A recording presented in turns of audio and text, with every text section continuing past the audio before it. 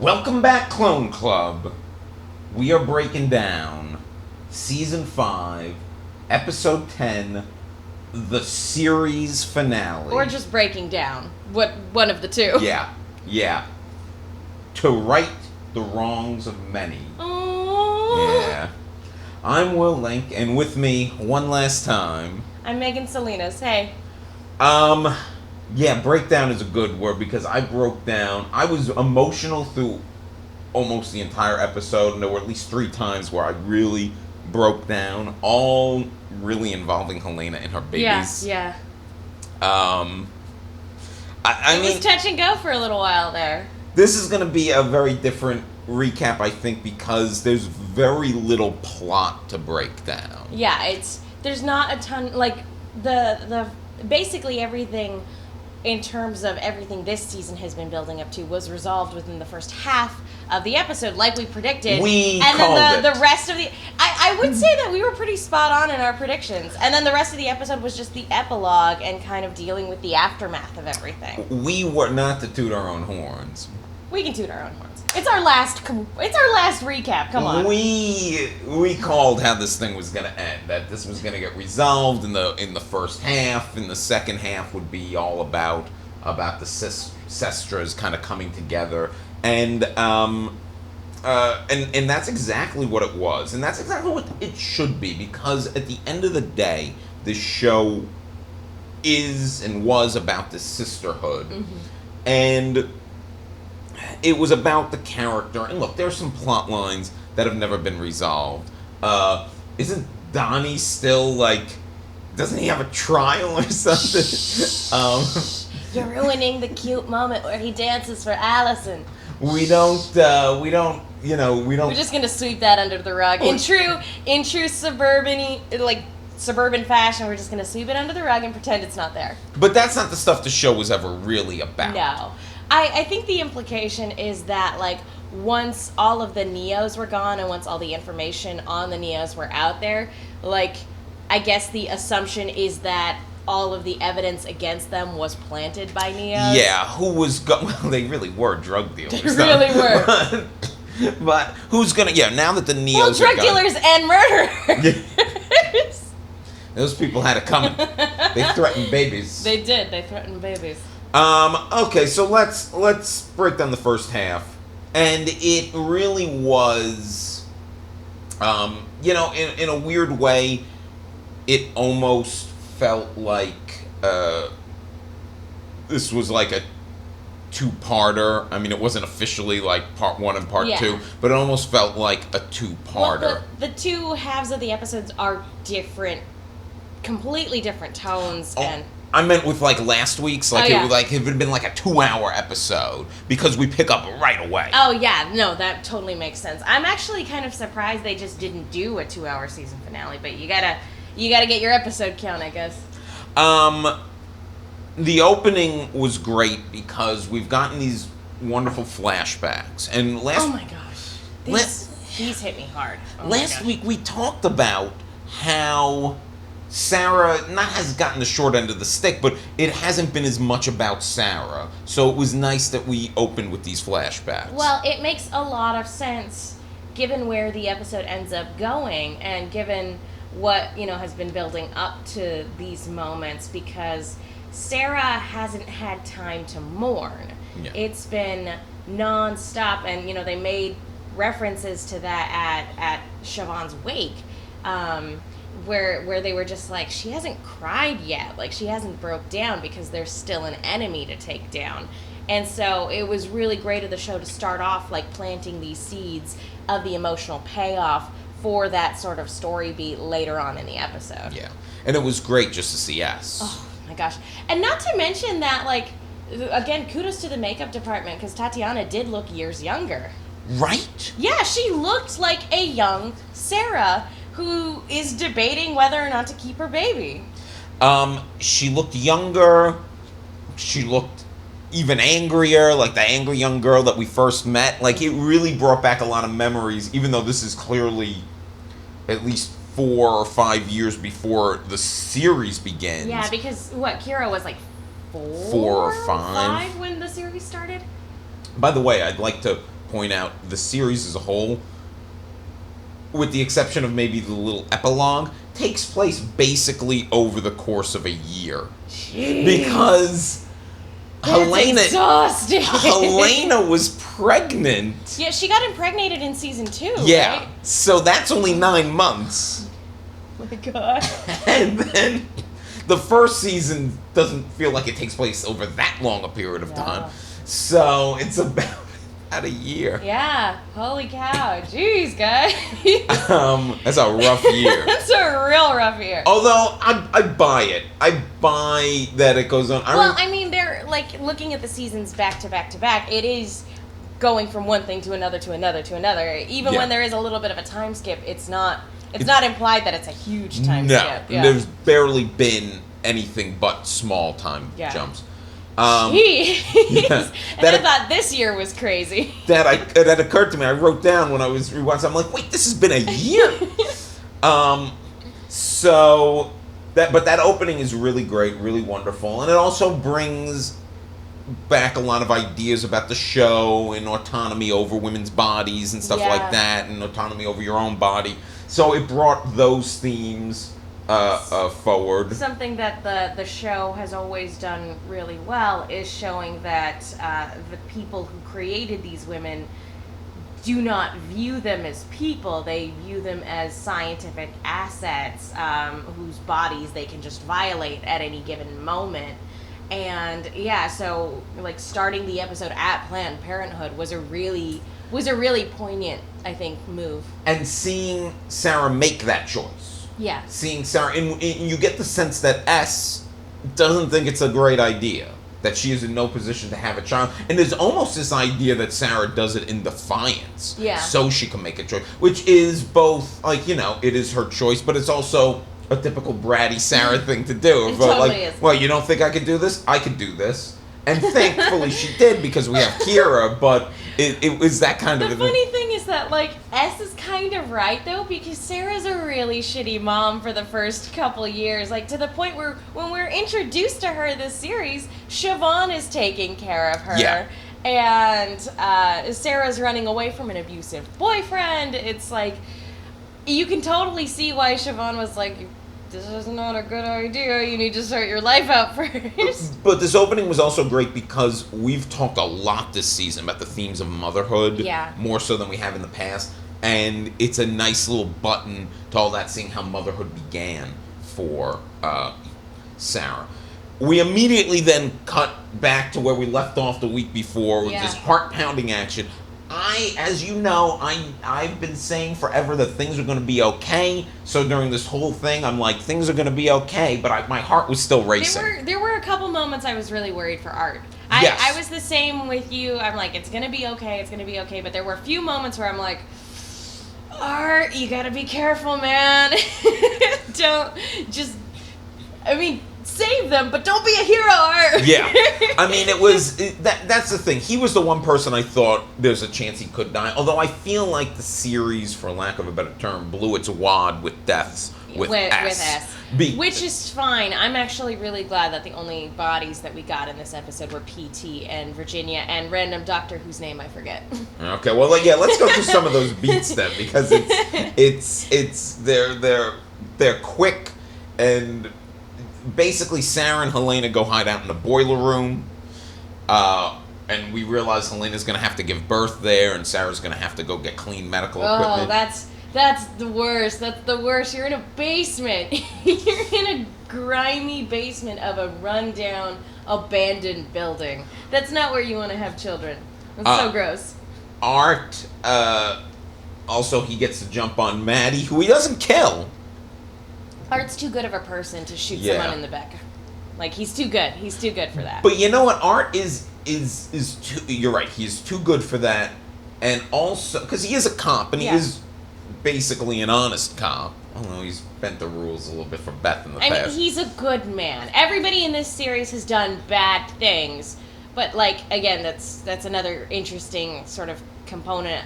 Like, these are all good people who do bad things and then have to deal with the consequences of it. And Art, but also, Art, he came in there all badass, But Cody gets to jump on him pretty good because Art doesn't usually have to do this, and a cop usually doesn't have to do this alone. No. And Cody gets to jump on him when she discovers Helena in the boiler room. And Cody also, you talk about, like, she's like, oh, this is what you deserve, like, have your children in the garbage and the like, Jesus, Cody. Well, she flips on the turn of a dime because, like, when they're able to, like, trick her, because she's like, no, you deliver the baby, and then they're like, there's so much blood, she's like, let me take a look. It's like, well, she's Cody. also in a, and look, they dispatched Cody and PT fairly easily, but Cody also, you know, I mean, she has to deliver these babies because PT has lost his goddamn mind. To the point where he's like, yeah, shoot me up with meth. That's a great idea.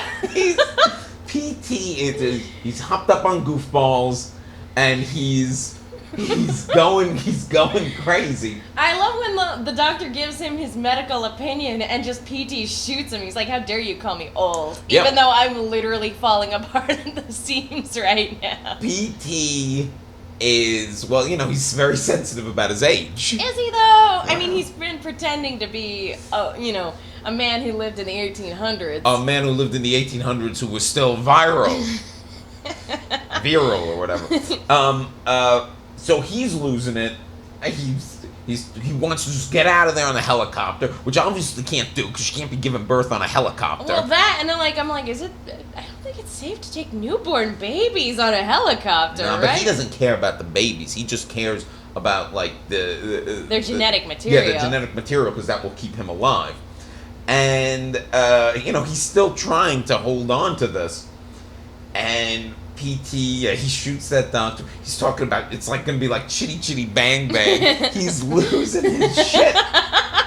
You know, one of my, I think, I love whenever horror movie elements get put into the things I'm watching. And I've never considered Orphan Black to be, like, horror. But, you know, it's a suspense, sci-fi, high concept sort of thriller with, like, shades of espionage in there and things like that. It's always been really great. But the moment Sarah's in the operating room and PT is just circling around the curtains, I'm like, this is straight horror movie, to the point where the camera stops rotating on Sarah and you're just waiting for it. You're like, jump scare in 3, 2, 1, jump scare! And it was great. And the way they filmed that scene was good too, because you can like barely make out there's a figure moving, but you can make it out just enough that it keeps you like, did I see that? Did I not see that? You know, it's interesting, the series, you're right, it never was like a horror series, but it did deal a lot with body horror sometimes. Very, horrific elements. Like there's this Cronenberg-esque body horror going on, which, you know, he's Canadian too, so maybe that's a Canadian thing. Canadians are really into body horror. I don't think this show went full No. You know what? I will say that, like, end of last season when you found out they were euthanizing deformed babies, that was probably the most body horror it went. I'm like, that's the closest it came to going full Cronenberg. Yeah. So, yes, basically PT is circling her, taunting her. He's like, oh, lab rats always return back to their cage. But Sarah points out her and Helena were never monitored. They were never part of this. And he's just, you know, PT just in the way that all megalomaniacal villains are. He just can't shut the hell up. Megalomaniacal villains who are hopped up on methamphetamine.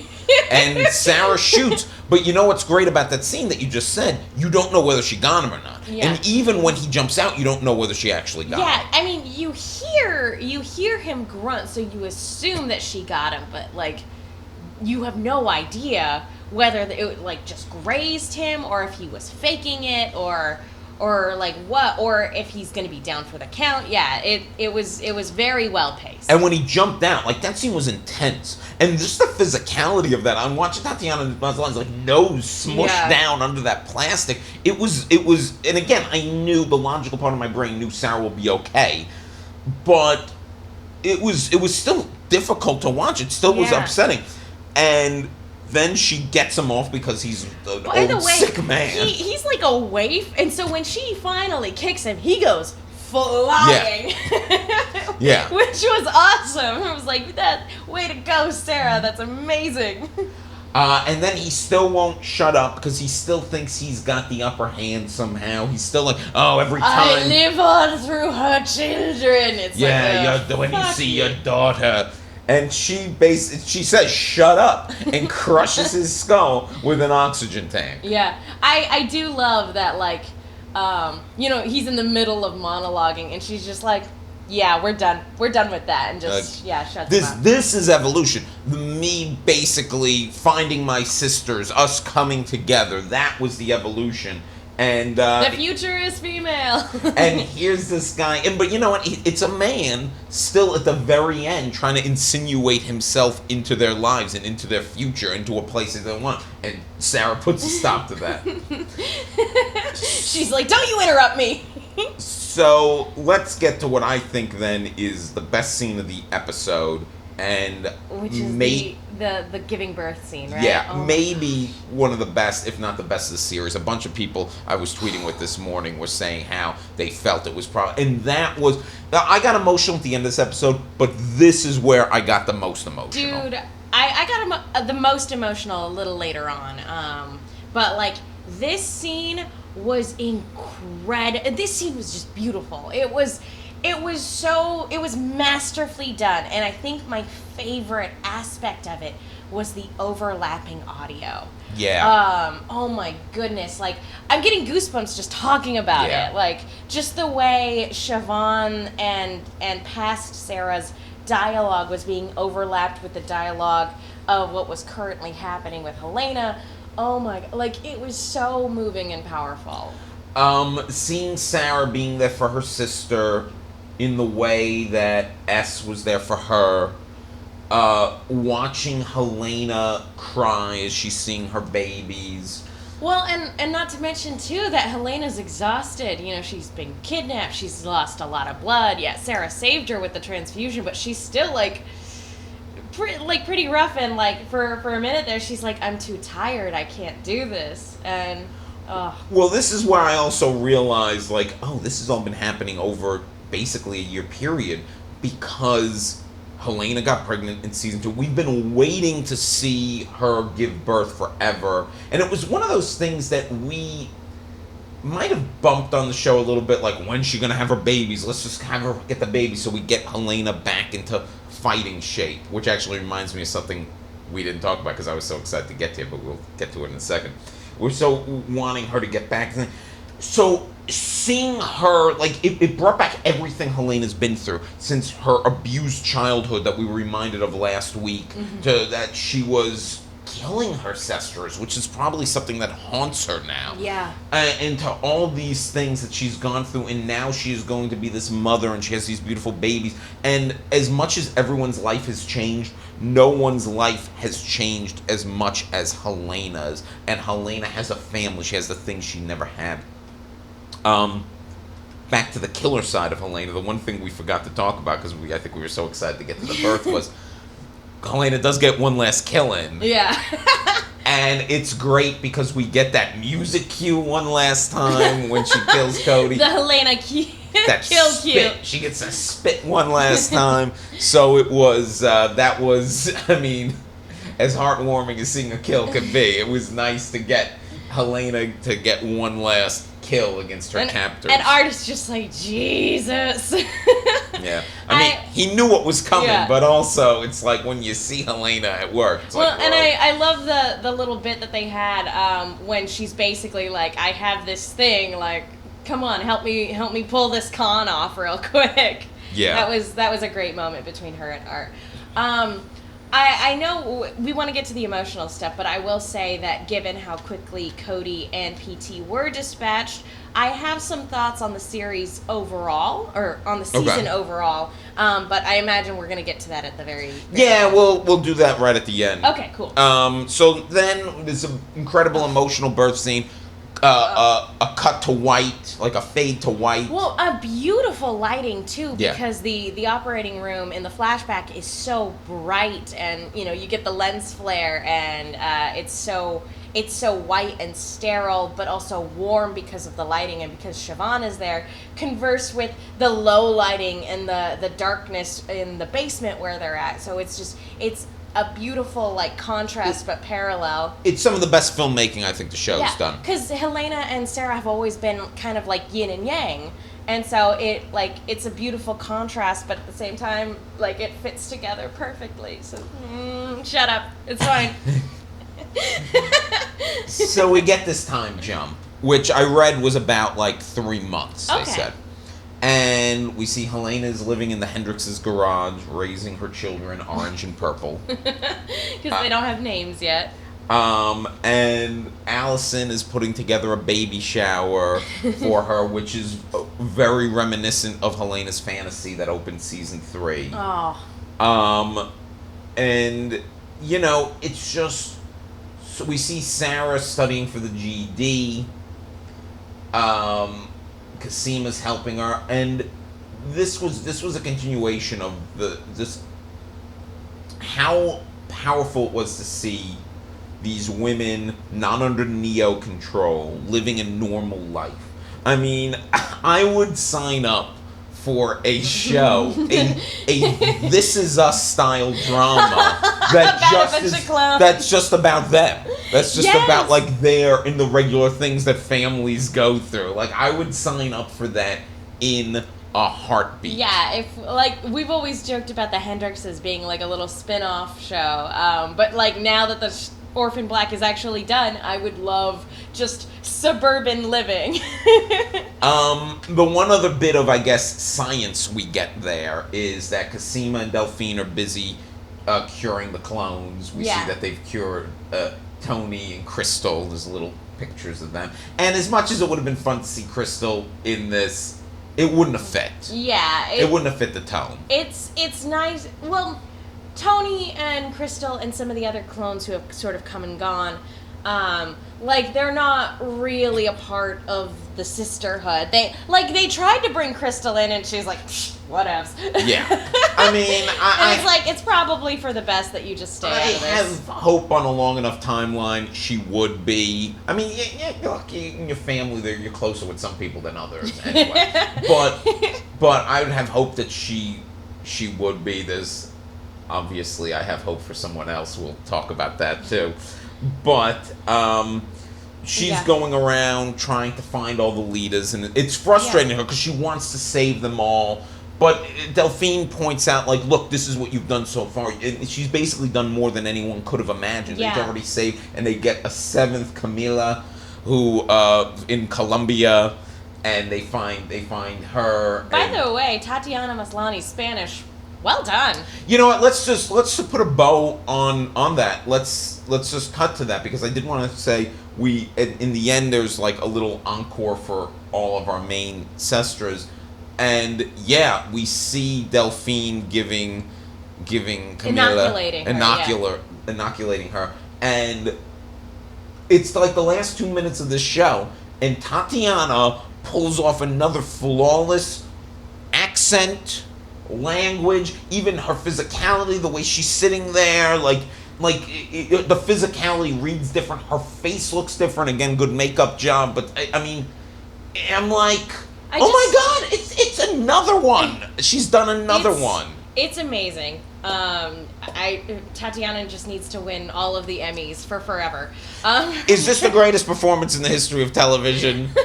Because I know it sounds hyperbolic, I say yes, because of the level of difficulty and demand it has had on her has not been really asked of anyone else, she pulls it all off. Here's the thing, is that, like, we've never seen another performance. Like, we've seen movies where one actor will play sometimes multiple roles, or they'll play a con artist who has to take on different personas, but, like, I don't think I've ever seen a series where somebody has had to wear as many hats as Tatiana Maslany has worn in this show. And she's done incredible. In a movie, they have to pull that off for like 2 hours. Even if they played like a dozen characters, they have, so you never get all of them fully developed. Yeah. Where in this show, because it's a TV show, they all got so fully developed. Well, and I know we've talked about it before, but how seamless is the technical aspect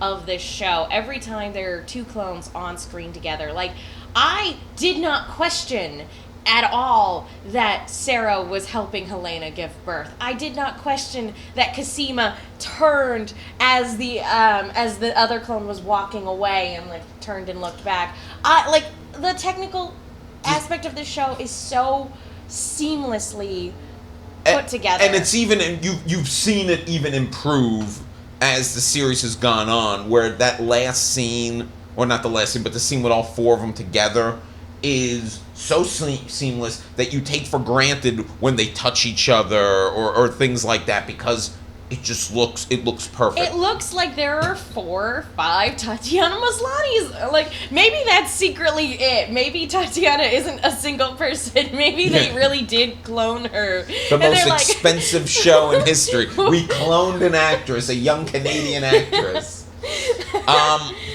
Let's get to Sarah a little bit here. She's still facing demons, though. Yes. And I love that they took the time to do this. I love that this was the epilogue that we got for this show. She shows up. She doesn't take the GED test. She's basically her old Sarah ways of running away. So when she shows up at the baby shower, naturally everyone's like, how's the test? How's the test? And with each person asking, culminating, I think Donnie was the last, they're all asked so excited, like, how was the test? And she has to lie, but each time you tell she's getting more and more annoyed, but there's also part of her is like, I can't act annoyed because these people would ask me this because they care. I love that Allison just immediately, because she's like, oh yeah, I'm fine, and she's like, no, you're not. I love that Allison was the one to be like, don't do that, you're lying. Well, we see that she wants to sell the house, and we get it, and it's another form of her running away. She doesn't want to deal with the fact that S was killed there and I can't live in this home, where really the best way to honor S would probably be to keep that going, but exactly. she wants to run away from the emotions. Yeah. And I get that. And it makes perfect sense for the character. And I like that she kind of, and again, as kind of a defense mechanism, she makes it about Kira. She's like, I can't raise Kira in the house where her grandmother was shot and killed. And it's like, Kira seems oddly well-adjusted and okay.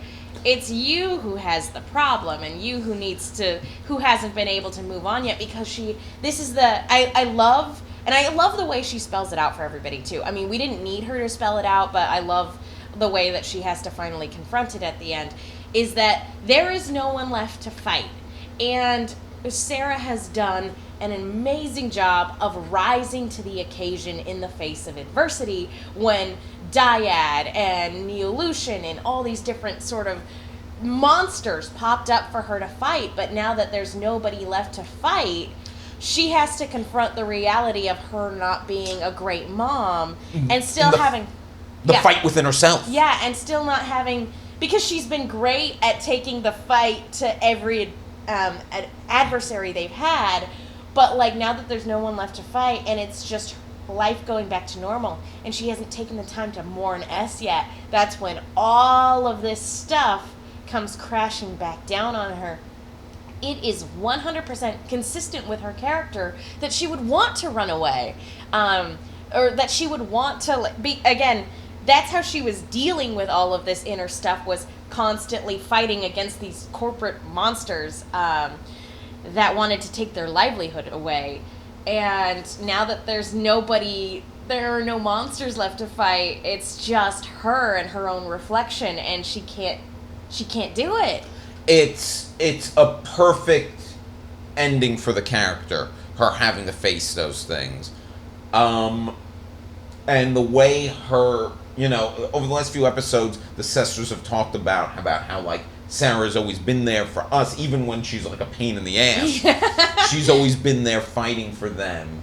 And to see all of them try to comfort her there in that last moment in the backyard when it's just the four of them. This is when I, like, all of them together, this is when I got... Well, it's because it's all we've ever wanted for them, and we know that this is the way it's going to be now for them. Like, this is the life that they're going to have it's together. It's the life that they fought for. And I love that Allison points that out, too. She's like, this is what we fought for, so we could be sisters. She is, also, again, just to bring up acting, it's Tatiana Maslany breaking down and then being comforted by Tatiana Maslany, and Tatiana Maslany. And she says she's a shit mom. And, she loves her daughter. She wants to be. She's having trouble. And Allison brings up a moment where she wasn't a great mom. And Helena talks about her babies eating sand. Where does the sand come from? I don't know. So I let them eat it. Like, what?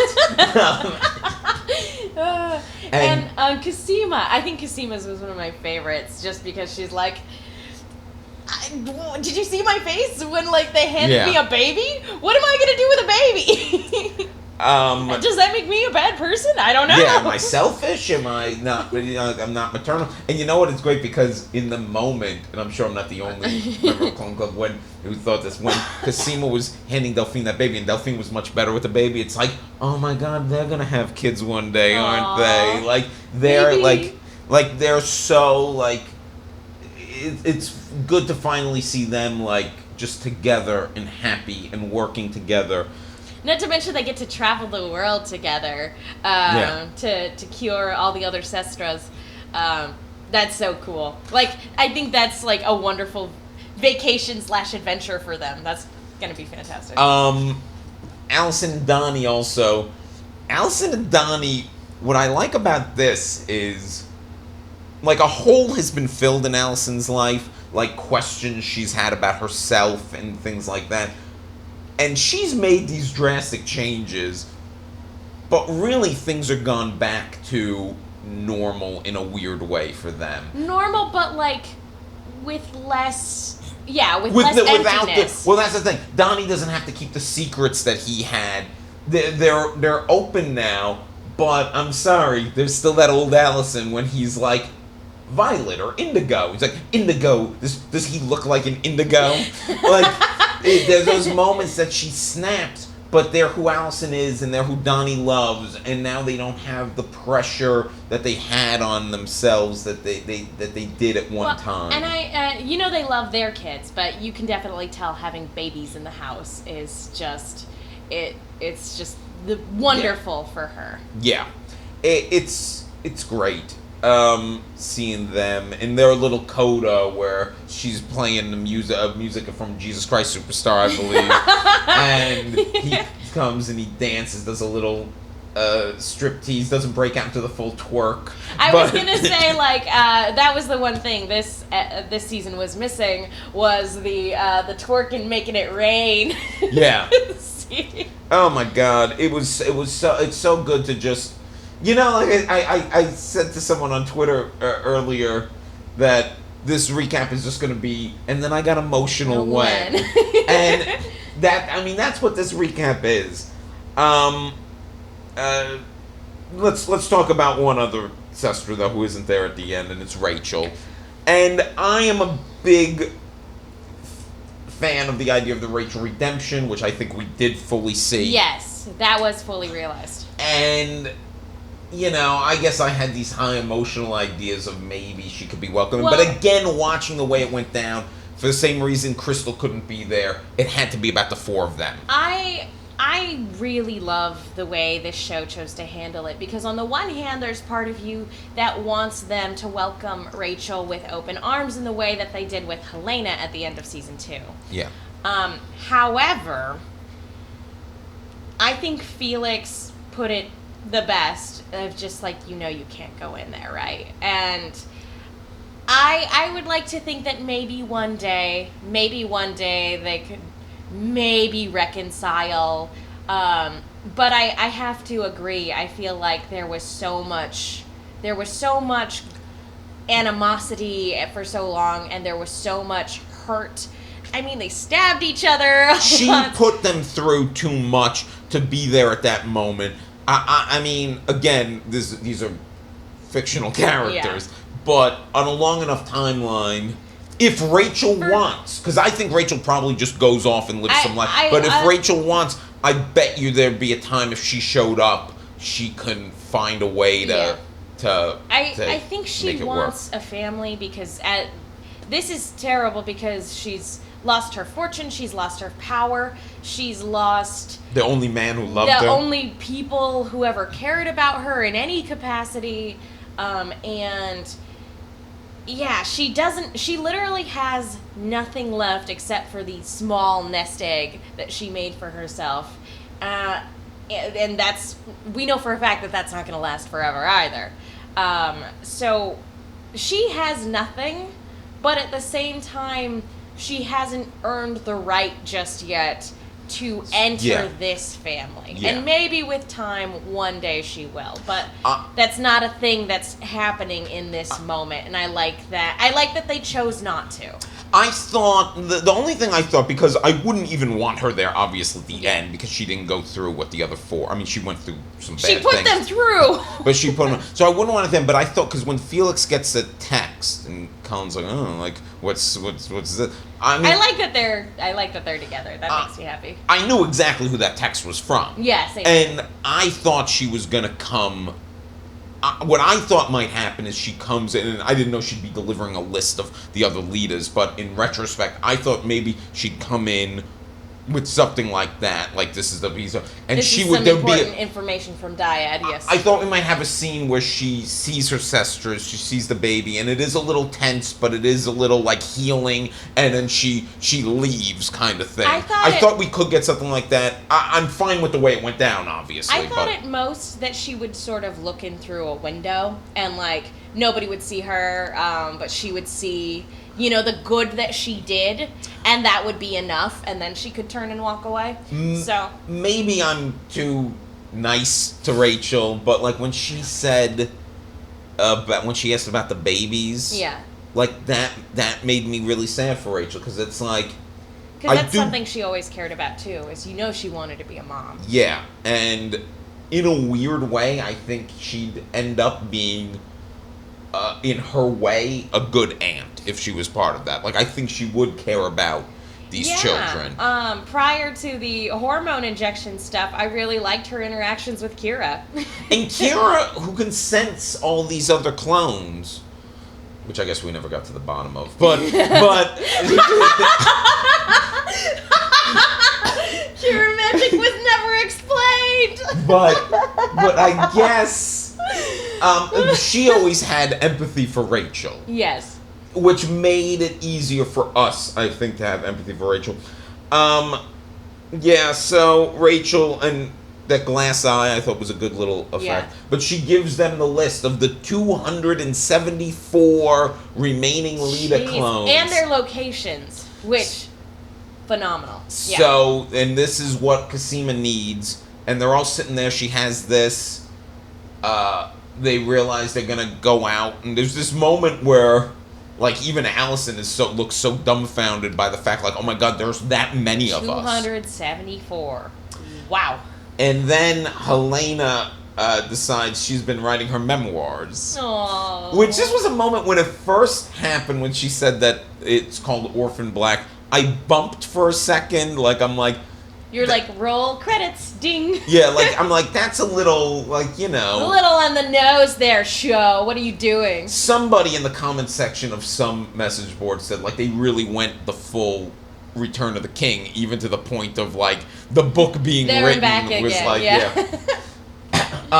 But the second she started reading from it, and it was good because it wasn't like... It wasn't eloquent. Yes. Yeah, it was very Helena.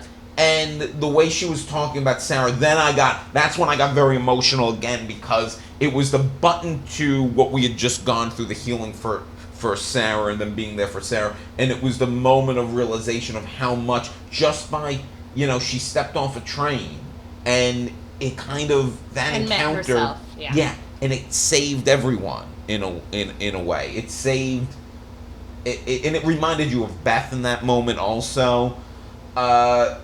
It was any like little weird story note thing that I was bumping up against, I suddenly was like, who cares? This is so beautiful. It's and then so all emotionally... of a sudden your screen got really foggy and fuzzy, and there was just this stream of wetness on your face, and you're like, that was a really weird technique for the show to end on. It's fine. And then we get the little coda of of everyone. Oh, by the way, there's a fun joke about, like, why is it called Orphan Black? Which I know they've explained, but it's never honestly been to my satisfaction either. I mean, yeah, I always figured they were orphans, but I was like, why is it Orphan Black? I believe, if I'm misremembering something I looked up years ago, it was something about, like, oh, because S had to, like, smuggle them, like, and it was kind of like through the Black Ops. Yeah, like, kind of like the underground kind of thing. Which I guess Helena's lived through too, but I don't know if that's why it's called Orphan Black. None of us are black, Allison. But that was a fun little moment. And then we have little codas. We talked about Allison. We talked about Cassima and Delphine before, but let's talk about Helena. This is the last moment that made me kind of cry, and it was that she names the babies. And again, I think it's also just seeing Helena happy with her babies, having kind of, like, everyone kind of gets everything they ever wanted. I will say that I was a little disappointed that we didn't get to see Jessie towing, but look, that is a nitpick. Well, that is a nitpick in a pretty flawless finale. We don't see Jessie towing or some of these other characters, but she names the babies after real men, Arthur and Donnie. And I love that she puts it that way, that she's like, it's time for you to take on the names of real men. And they were... And it's something we talked about back on the old show, a lot, of seeing Donnie transform into the man he is, seeing him protect his family and seeing who he became. And that's kind of when Helena meets him. Mm-hmm. So it's also a nice little reminder of what Donnie went through to become the man he is.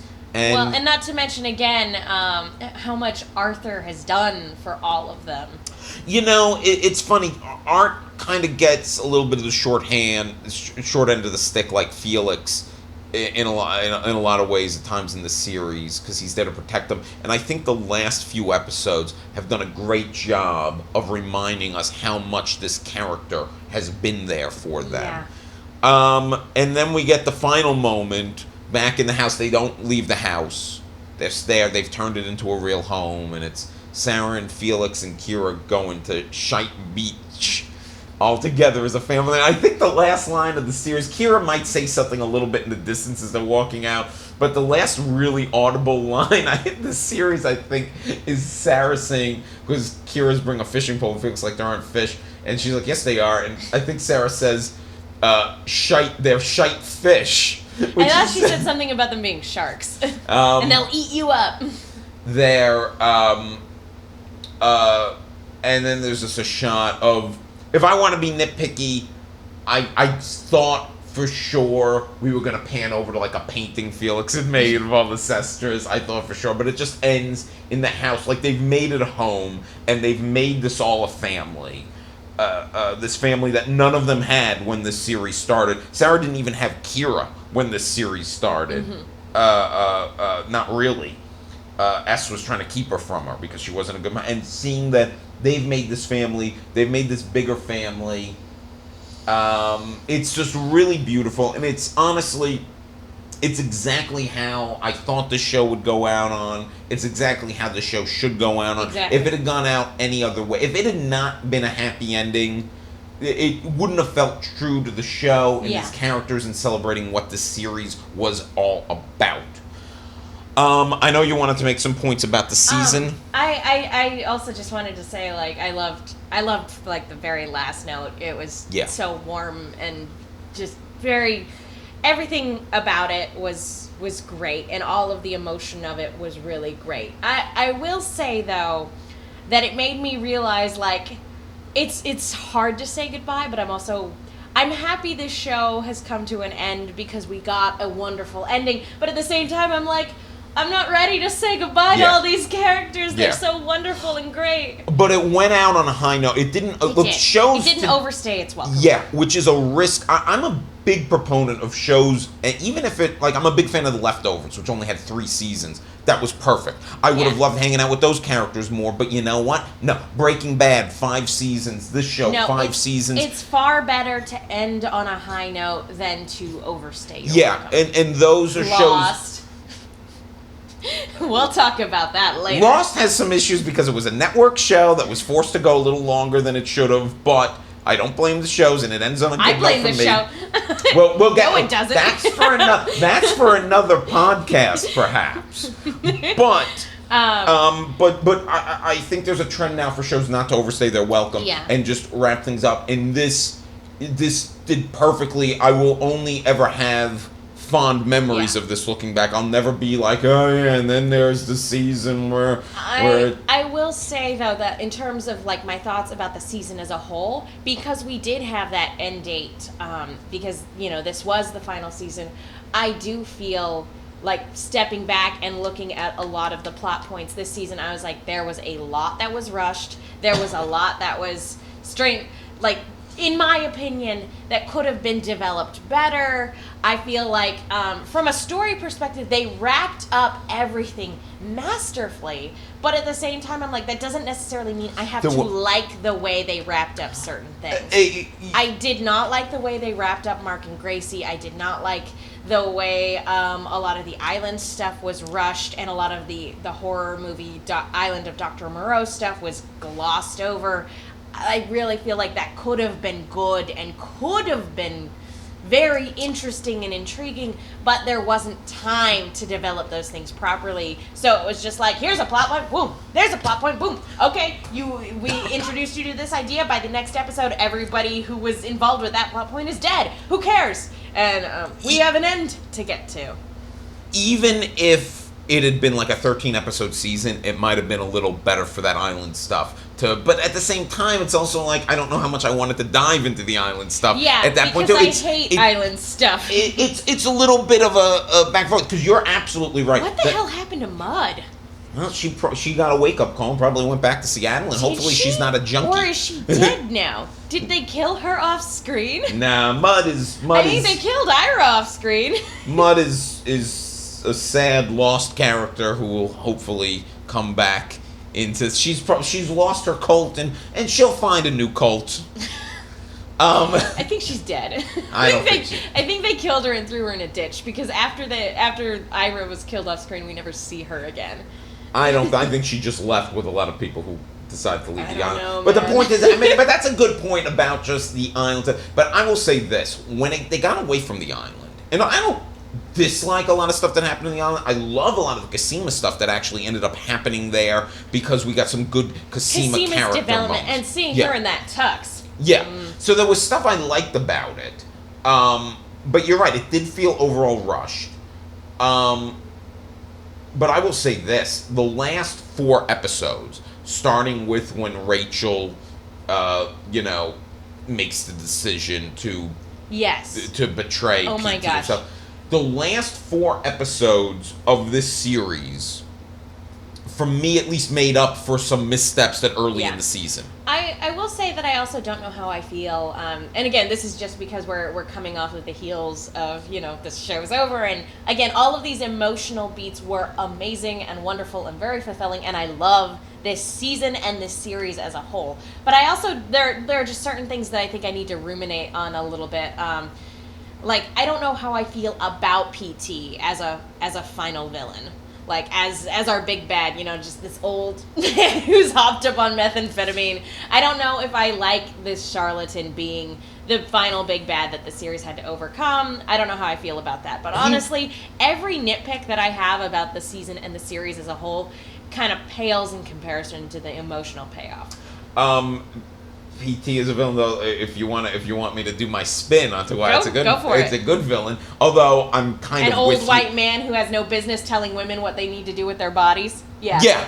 He's a symbol of a past that we are moving on from. Are we? So he should be in the that show. We should be in the moving show. on from. In the show, society still's every step forward. It sometimes feels like we're taking a step back. 10 steps back in some cases. But Jesus. But I mean, if you want to break it down, you can argue that he is that symbol, and they've defeated him, and he would be a useless, old, falling apart, decrepit white man who would be, at the end of the day, easy to push aside. I mean, the best villain the show ever had, besides Rachel, is Ferdinand, who we killed a few episodes back. Because he was fun, he was charming, he was, and he killed clones.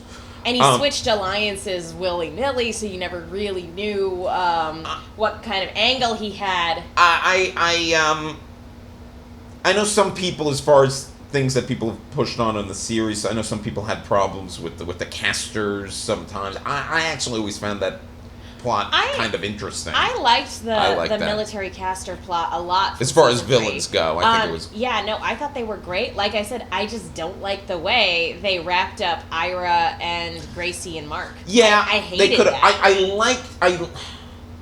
I don't feel like Mark and Gracie ever had to die.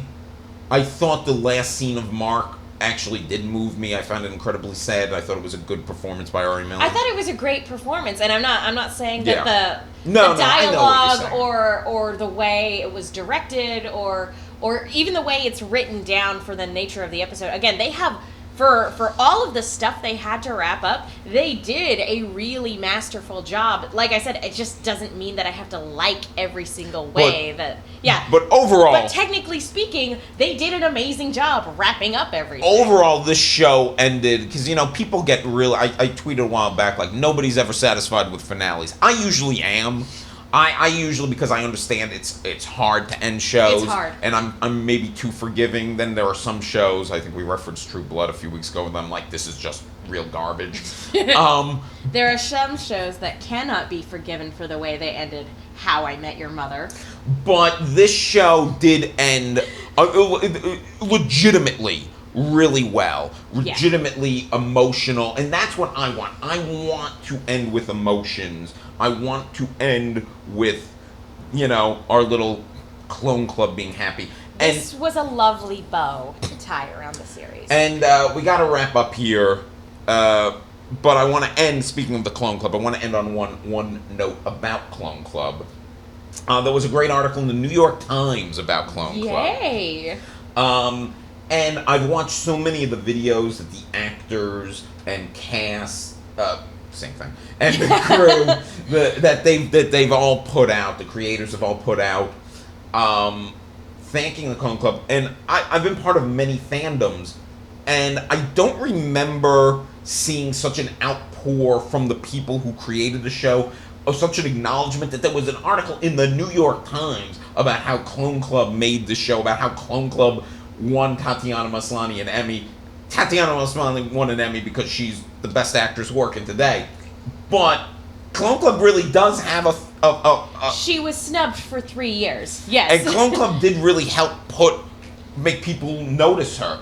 Like I said, I've been a part of many fandoms. I don't remember a fandom being this supportive, enthusiastic, intelligent, and just warm. Just in all the conversations we've had over the last few years. I don't think I've ever felt unwelcome in the Clone Club. Like, there are some, we do lots of shows, and there's some fandoms where you just can't please anybody. And there are other fandoms that are warm and fun and welcoming, and Clone Club has always made me feel like the second I stepped into it, like I was just one of the gang. There are fandoms that when you do a show like this, or you do a recap, all of a sudden people come at you like, you idiot, like it should be this, or you don't know what you're talking about. Even when we've gotten things wrong, everything that's come from Clone Club has just been fun responses, or just like, oh, I think it says that. There's never been any of this BS that you get from other things. Yeah, like when we get facts wrong, in terms of which clone is the oldest, like, you guys are like, well, actually, it's here, but it's not well, actually. Like, they're not real business. fans of the show. Like, and it's just a supportive fan base. I've loved talking to all of you. I've loved reading all the Farewell Orphan Black tweets, and seeing how important this show has been to so many of you, especially in its representation of sexuality, of women, how many people it's inspired. Reading the things, especially coming from the LGBT community, about how important seeing Kofiin was for them. Well, and not to mention, even outside of just the LGBT representation in the show, which is wonderful. But also, it's very rare to have a show that is so female focused. Yes. And so, like, we've talked about this before. A lot of shows, there is a token female or a few token females, and they have to represent all of womankind. But this show, because it's so good about showing different kinds of women, like no one woman has to represent every woman in, all of womankind. And I'm pretty sure this is one of the few shows that I watch where every episode passes the Bechdel test, like, very quickly. And the key relationship was between two women. Sarah had boyfriends throughout, but the key, and she's kind of the main character, but the key relationship was always Delphine and Cosima. And so many of the strongest characters, or even most fearsome villains, were all women too. Rachel was a terrifying villain for a few seasons. Helena was a terrifying villain for a season. Evie Cho was crazy. Virginia Cody, all of these were really strong. Susan Duncan too. Yeah. They were all interesting, dynamic, powerful women that were opposing forces, and it was really great to see, because normally all of those parts would have been given to men in other shows. The last thing I want to say, for me personally, with the Clone Club, because I'm not a woman nor LGBT. But you are an ally. I am. But so for me, it inspired me in different ways. I think, and with the Clone Club fandom, inspired me seeing a better understanding of how representation is important. # representation matters. And so for me, it was this great show that then I got to meet and talk to a lot of you people with. I just want to give one shout out to one of my you're all my favorites. But Sam Owen, who she and I have become real good Twitter friends. And I wouldn't talk to her. I wouldn't know her, even if it's just through Twitter. And I hope one day I get to meet her. But I wouldn't know her if not for a thing like Clone Club. And we've talked about we've had DM conversations about Game of Thrones. We've a lot with the last election, because we were both big Hillary supporters, and I remember on election night really worrying about her and her worrying about me and messaging each other. And that kind of spirit and that kind of relationship, I feel, is what Orphan Black and Clone Club was all about. So that's it. That's it. We gotta wrap this up, otherwise we're gonna probably get cut off here on a video. But it was a great show, and we will miss it. Clearly, we need to end this episode with a dance number, right? Oh, the little clone dance that we used to do back in the day. By the way, I loved that little bit just at the very end of the episode where they didn't end with a clone dance party, but they ended with a clone dance party, which was really great. So, Megan, where can the people follow you? Do it as fast as humanly possible. Follow me on Twitter and Instagram at the Menguin. That's TheMenguin. I tweet out all my stuff. And you can follow me on Twitter at The Real Will Link. I still do that stupid pause, even though I'm I don't want the video to get cut off in 2 minutes. But thank you so much. Thank you, everyone, for following us from one place to another place to finally this place. We will hopefully be back in some capacity doing something together, because we have too much fun doing this. We do. And like I said, follow us both on Twitter to find out all about it. And let's keep the conversation going, Clone Club, be it about not just Orphan Black, but other shows, the world in general. It's a crazy place out there. We need each other. Crazy world. So we do each other for sure. Yeah. See you soon. Bye.